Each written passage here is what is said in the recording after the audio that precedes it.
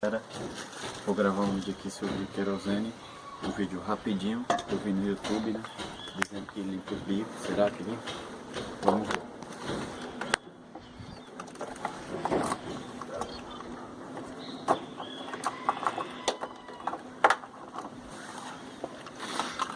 Querosene aqui novo.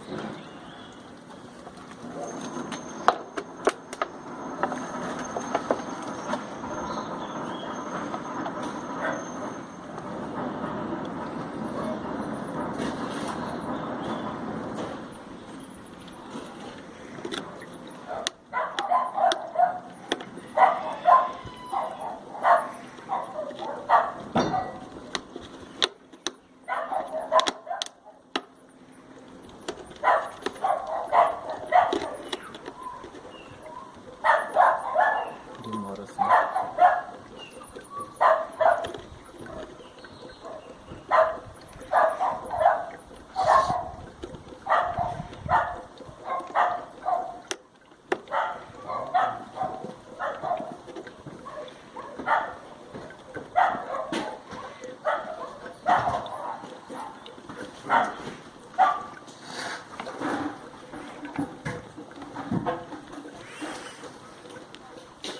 Dá uma pausa aí.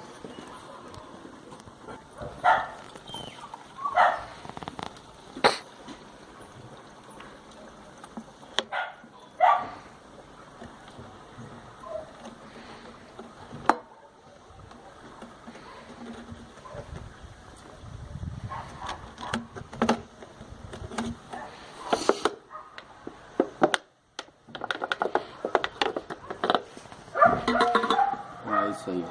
Sobrou só um pinguim de querosene, mas dá nada. Daqui a uma semana eu faço outro vídeo gravando o resultado. Bom, galera, agora eu vou dar umas aceleradas no carro para ver se limpa os bicos mesmo ou se vai zoar mais ainda o carro, né? Vamos ver o que dá. Deixa eu pegar só uma retinha aqui, aí nós já vemos.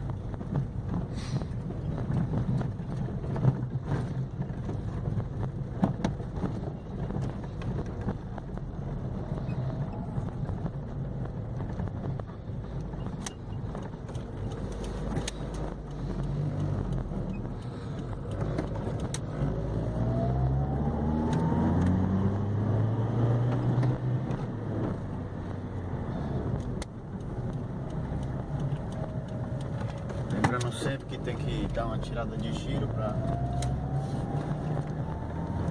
o querosene penetrar mais.